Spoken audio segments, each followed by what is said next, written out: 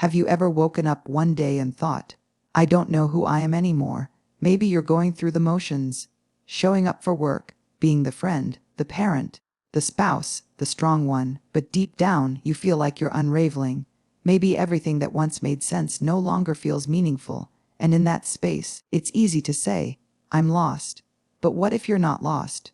What if this confusing, uncomfortable, in-between season isn't the end of you, but the very beginning of you? We don't talk enough about the sacred mess of becoming.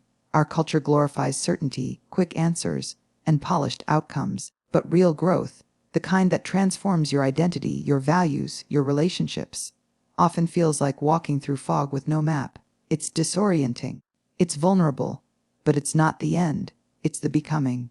Let's talk about what that really means, and how to recognize that even when life feels uncertain, you are not lost, you are evolving. One, discomfort is a signal, not a diagnosis. We've been taught to run from discomfort, to label it as bad, to fix it, numb it, scroll past it, or stuff it down.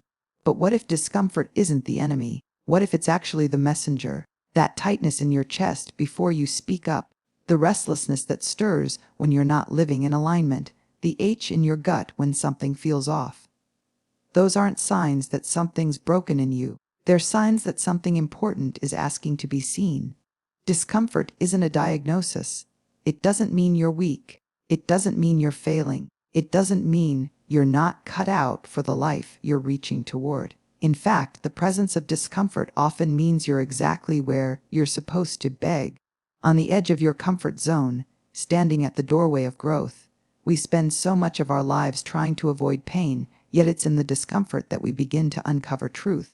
Discomfort shows up when our values are being challenged, when our boundaries are being tested, when our souls are craving more than the smallness we've settled for. It's the nudge that wakes us up from autopilot, the whisper that something isn't working, the tug that dares us to lean in and ask deeper questions. Think about the moments in your life when you've grown the most. Were they easy? Were they comfortable? Or were they full of unknowns, hard conversations, shaky knees, and vulnerability so raw it left you breathless? Maybe it was ending a relationship that no longer honored your worth. Maybe it was leaving a job that paid the bills but starved your spirit. Maybe it was finally telling your story out loud, trembling, voice cracking, but free. None of those moments came without discomfort, and none of them would have come at all if you had mistaken that discomfort for a sign to stop.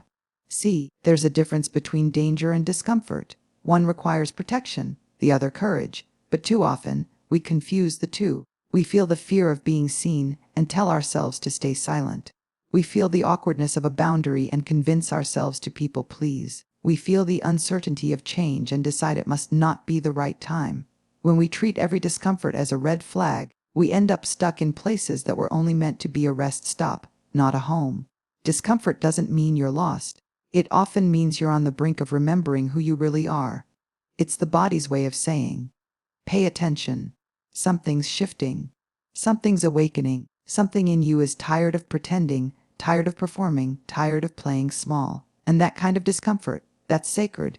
It's not a flaw to fix. It's an invitation to feel. We live in a culture obsessed with ease. Quick answers, clean lines, no mess, no tension, no struggle. But real life doesn't work that way. Healing isn't linear. Growth isn't polished. Courage doesn't come wrapped in a bow. Sometimes, becoming who you're meant to be requires walking straight into the places that scare you most. Grief, uncertainty, the loss of control, the discomfort of being fully seen and still choosing to show up. And when you do, something beautiful happens. You stop needing to pretend. You stop needing to outrun the hard feelings. You start trusting that you can feel it all and not fall apart. That you can hold pain and hope in the same breath. That you can stand in the middle of discomfort and still choose love, still choose truth, still choose you. There's a woman who once told her truth in a room full of people who didn't want to hear it. Her hands shook, her voice wavered, her whole body screamed at her to stay quiet. But she didn't. She spoke anyway, because the discomfort of staying silent had finally grown heavier than the discomfort of being seen. And on the other side of that trembling moment, freedom, healing, power. That woman, she wasn't broken, she was brave. You don't need to have it all figured out. You don't need to feel ready. You just need to stop labeling discomfort as the finish line. It's not the end, it's the beginning. The beginning of boundaries, the beginning of boldness, the beginning of coming home to yourself. Let it burn a little. Let it stretch you. Let it show you what matters. When discomfort rises, instead of asking, "What's wrong with me?" try asking, "What is this trying to tell me?" That simple shift turns shame into curiosity, fear into wisdom, avoidance into awareness. You are not broken because you feel anxious before a hard conversation. You are not unworthy because healing feels heavy. You are not failing because letting go hurts. You are becoming. And becoming is not supposed to feel easy. It's supposed to feel honest. It's supposed to wake you up. It's supposed to strip away the layers that never fit you to begin with. So next time discomfort knocks, don't slam the door. Invite it in. Listen. Ask what it came to teach you. And then, with trembling hands and an open heart, walk forward anyway. Because discomfort is not your enemy. It is your guide. It is not a signal to stop. It is a signal to look deeper, to stretch wider, to rise higher. You are not being punished. You being prepared for truth, for love, for a life rooted in what's real. The only question left is, will you trust it? Will you trust you too? Letting go comes before rising. Letting go is not weakness. It's not giving up. It's not failure. It is often the most courageous, gut-wrenching, soul-freeing act of your life. It's the quiet decision to no longer carry what was never meant for you. And as painful as it may feel, it is also the beginning of everything new, because you can't rise while holding on to what's pulling you under. We are so often taught that holding on is strength. Hold on to people, to titles, to dreams that no longer fit. We are praised for staying, for sticking it out, for sacrificing ourselves for the comfort of others. We are told that letting go means you didn't try hard enough, that walking away means you quit. But there's a deeper truth buried beneath that noise. Sometimes, letting go is how you finally reclaim yourself.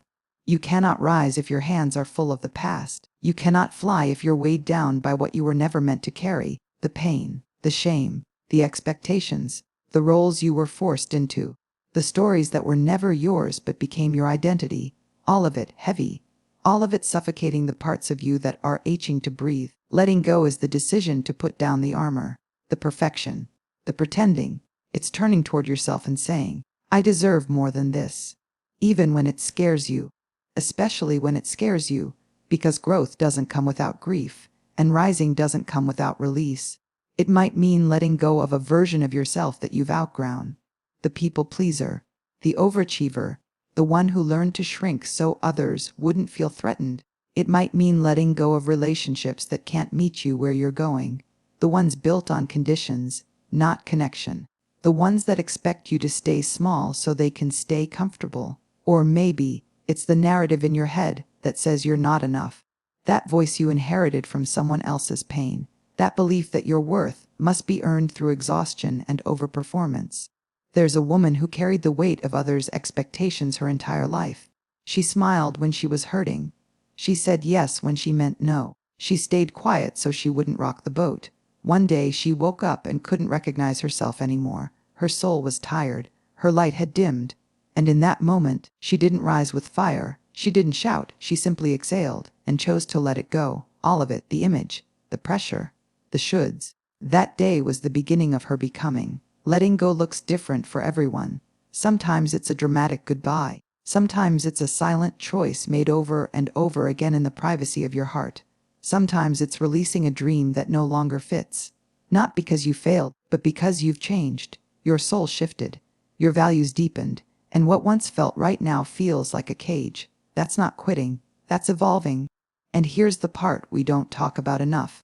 Letting go hurts. It aches in places you didn't know could ache. It brings grief, even when you're choosing what's best for you. That's normal. That's human. But just because it hurts doesn't mean it's wrong. Pain is not always a sign to turn back. Sometimes, it's a sign you're walking through the fire that forges your freedom. You rise by releasing what no longer aligns. You rise by unclenching your fists and trusting that even when you don't know what's next, you will not fall. You rise when you decide that your peace, your joy, your authenticity matters more than the illusion of control. It takes strength to hold on, yes. But it takes wisdom to know when it's time to let go. The strength that helps you survive is not always the strength that will help you thrive. You can't carry your old survival patterns into your season of healing. They were never built for where you're going. The hustle, the hyper-independence, the silence. Those things protected you once. But they are not your truth. And when you start shedding those layers, you begin to remember who you were before the world told you who to be. There is power in surrender. Not the kind that means giving up, the kind that means making space. Space for truth, space for connection, space for breath. You can't rise when your life is filled with things that stifle your spirit. Sometimes, you need to burn it all down, gently, intentionally, compassionately, so something new can grow. So, if you're in the in-between, if you're grieving something you chose to release, if you're wondering whether you made a mistake, breathe. This is the valley before the climb. This is the shedding before the bloom. This is the sacred middle, where the past is dissolving and the future is not yet clear. It's okay to not have answers. It's okay to cry. It's okay to miss what you let go of. That doesn't mean you should go back. It just means you're human. Keep walking. Keep trusting. Keep letting go. And know that the rising is already happening. Quietly. Steadily. Deep within you. You don't have to force it. You don't have to have it all figured out. You just have to keep making space. Keep choosing you. Keep believing that something softer, truer, and more expansive is waiting on the other side of release. Letting go is the beginning of becoming. It's how we clear the noise so we can finally hear our own voice. It's how we stop surviving and start living. And it is always the first step toward rising. 3. The in-between is sacred ground. There's a space that no one talks about enough. The in-between. The place after the ending but before the beginning. The moment when something you once knew is no longer true, but what comes next hasn't fully formed yet. It's not where you were, and it's not quite where you're going. It's the waiting room of transformation, and while it may feel uncertain, messy, and even lonely, it's also deeply sacred. We are taught to rush through this space, to skip over the silence, to jump straight into the next chapter without pausing to feel the loss of the last one. But life doesn't move like that. Not when it's real. Not when it's rooted in truth. Growth is not a straight line. Healing doesn't follow a schedule. Becoming happens in the stillness, in the tension, in the space between who you were and who you're becoming. This space, the in-between, is where you meet yourself. It's in this tender and raw middle that your masks begin to fall away. The roles you played, the stories you carried, the expectations you absorbed, they all begin to unravel, and in their place, something more honest starts to emerge. Not fully formed, not polished or certain, but real. It's here that you begin to ask the deeper questions. Who am I now? What do I really want? What do I need to unlearn to be free? It's terrifying, yes, but also liberating, because when you're no longer bound by the past, and not yet tethered to the future, you have the rare opportunity to stand still long enough to listen, to your heart, to your breath, to your truth, and that kind of listening changes everything. In the in-between, there's grief. Grief for what was, for what should have been, for what never came to be. You may find yourself mourning things you can't explain, old dreams, old selves, old versions of love. That's okay. Let yourself feel it. Don't rush to replace the emptiness with noise. Let the H speak. It's not weakness, it's evidence that you lived, that you cared, that you tried. There's also confusion here, a loss of direction, a sense of floating. You may not know which way to go, and that not knowing can feel like failure. But it's not. It's just a pause, and not all pauses are empty. Some are necessary, some are full of unseen work, emotional composting, quiet rebuilding. You don't have to earn your worth, the mending of things beneath the surface. Just because you can't see the growth doesn't mean it isn't happening. Think of a seed in the soil. Before it sprouts, it breaks. Before it reaches the light, it pushes through the dark. It doesn't question the delay. It doesn't resist the process. It just trusts. That's the sacredness of the in-between. It's the soil of your becoming. It's where the light finds its way back in. There's a woman who walked away from everything that once made her feel safe. A job that drained her, a relationship that silenced her, a version of herself that no longer fit. She had no roadmap, just a whisper in her chest that said, "There's more." For months, she floated. She questioned everything. She cried on kitchen floors, but she kept showing up for herself. And eventually the ground beneath her stopped shaking. Slowly, she began to rise, not with certainty, but with clarity, not with answers, but with integrity. That woman, she didn't skip the in-between. She honored it, and it changed her. You don't have to pretend to be okay when you're not. You don't have to know the next step before you take it. You are allowed to be a mystery to yourself for a while. You are allowed to rest in the space between stories. That resting, it's not wasting time. It's sacred work. It's the body's way of catching up to the soul. It's where your truest self has space to speak. So if you find yourself in the middle, not who you were, not yet who you're becoming, breathe. You're not lost. You're not broken. You're in the process. And the process is holy. This is where your power is born. Not in the arrival, but in the rebuilding. Not in the clarity, but in the courage to keep going without it. You are not behind. You are not too late. You are not failing. You are softening. You are shifting. The world may not see it yet, but your spirit knows. Trust it. The in-between doesn't give you quick answers, but it gives you something better. Wisdom. It teaches you to sit with discomfort, to stop outsourcing your worth, to listen inward, to stand alone without abandoning yourself. And in that space, you begin to rewrite the narrative. You stop living for approval and start living from alignment. You don't have to earn your worth. There's nothing wrong with you if you're in the in-between. It doesn't mean you've fallen behind. It doesn't mean you're not strong. It means you're in the sacred space where the old falls away and the new has not yet arrived.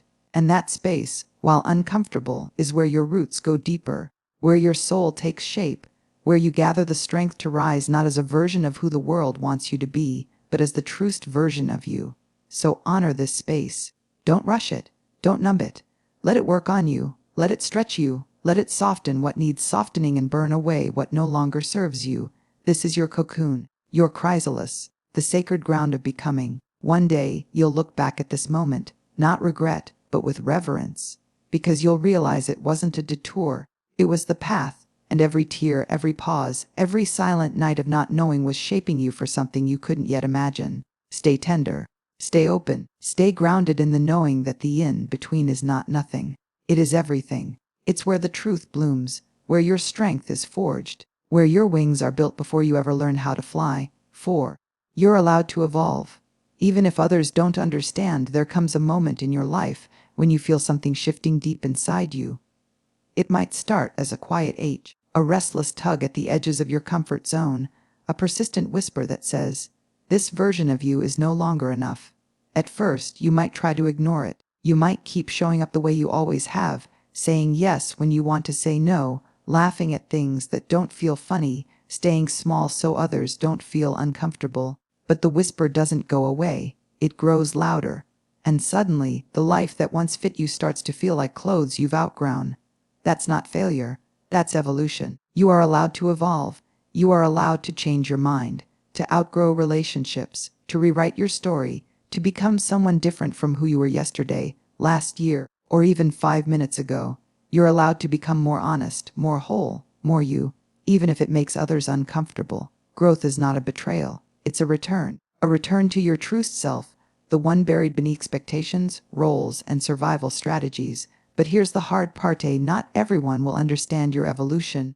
Some will question it, some will resist it, some will make you feel like you're doing something wrong simply because you no longer fit the version of you they were comfortable with. And that hurts, because we crave connection, we long to be seen, accepted, loved. And when people we care about don't recognize us anymore, it can feel like loss. But here's the true thing: you can love people and still choose to grow beyond them. You can honor your past and still walk away from it. You can be grateful for what was and still choose what is calling you forward. There's a kind of bravery in becoming. It's the bravery of walking into unknown territory with no guarantee that anyone will follow. It's the courage to leave behind the familiar when it no longer feels true. It's trusting that your authenticity is worth the risk, even if it means being misunderstood. You might lose people along the way, not because you're wrong, but because your growth makes them confront their own. That's not your responsibility. Your job is not to shrink so others don't have to stretch. Your job is to honor your own unfolding, to follow the voice inside you that's asking for more, for different, for truth. There was a woman who spent years playing the role of the good girl. She never rocked the boat, never spoke too loudly, never asked for too much. She was praised for being easy, agreeable, selfless. But inside she was aching. She wanted more than approval. She wanted aliveness. So one day, she started saying no, started asking for what she needed, started setting boundaries. And the people who once loved her compliance didn't understand her new voice. Some left, some criticized, but she kept going. Because her freedom mattered more than their comfort. And in the space those people left behind, she found herself. You don't owe anyone a version of you that keeps you small. You don't have to apologize for growing, for changing your beliefs, for setting new boundaries, for deciding that peace is more important than pleasing. You are not selfish for choosing a life that feels aligned. You are not difficult for asking to be seen as you are now, not as who you once were. The people meant for you will grow with you, or they will love you enough to support your evolution, even if they don't understand it.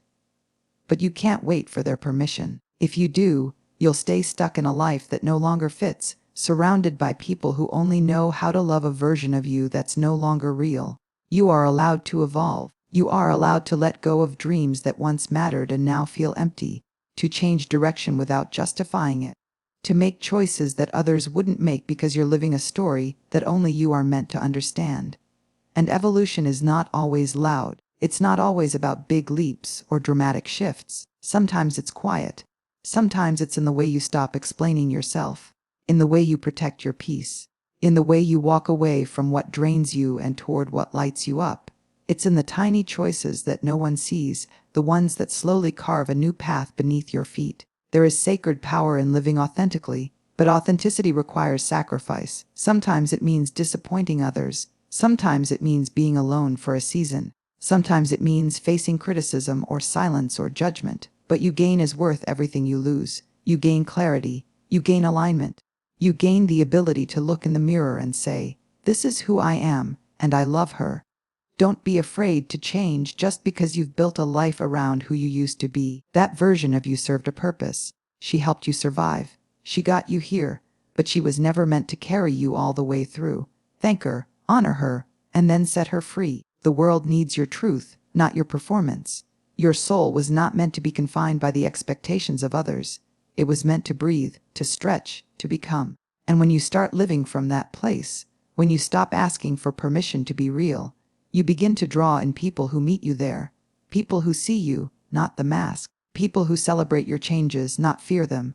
So keep evolving, even if they don't understand, even if they leave, even if the road is lonely for a while. Because the road to becoming is never paved with approval. It's paved with courage, with self-trust, with truth. And in the end, your life will not be measured by how many people agreed with your choices, but by how deeply you honored the voice within you that kept whispering, "There's more."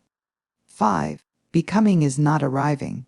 It's continuing. We often imagine becoming as a destination, as if one day we'll arrive at this perfect version of ourselves, where everything makes sense and nothing feels shaky anymore. We imagine the final form, the healed, the confident, the successful, the unshakably whole self. And it's comforting, this picture of arrival, the idea that all the struggle and self-doubt will lead to a clear, shining moment of completeness. But the truth is, becoming isn't a finish line. It's not an end point.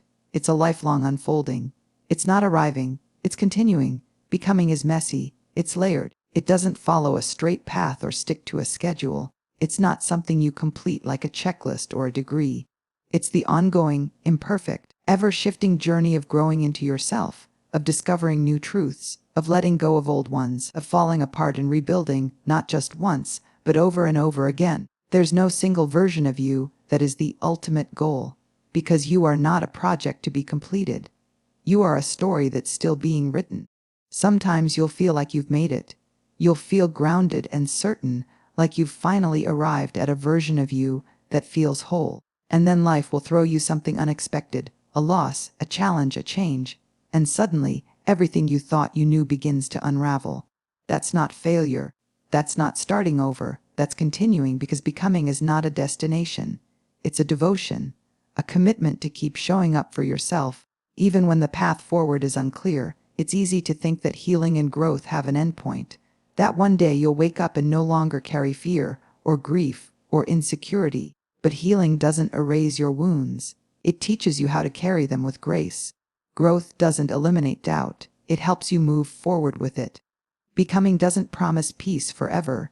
It gives you the tools to navigate chaos with courage. There was once a woman who thought that if she just worked hard enough, healed deeply enough, became wise enough, she would never struggle again. She poured herself into her growth. She went to therapy, set boundaries, spoke her truth. She changed her life, and for a while, everything felt aligned. Then, without warning, grief returned, old patterns surfaced, doubt crept back in, and she was tempted to believe she had failed. But then she remembered, this is the work. This is the journey. Not getting to a place where nothing ever hurts, but learning how to meet the hurt with more love, more awareness, more grace. She hadn't gone backward. She was simply continuing. You are not meant to be one fixed thing. You're not supposed to find yourself once and stay there forever. You are allowed to keep changing, to evolve again and again, to shift your values, your dreams, your identity, to reintroduce yourself to the world as many times as you need. This means there will be moments when you feel lost, even though you've done so much work. There will be seasons of confusion, even when you thought you had clarity. There will be times when the old version of you tries to come back, not because you're broken, but because you're human.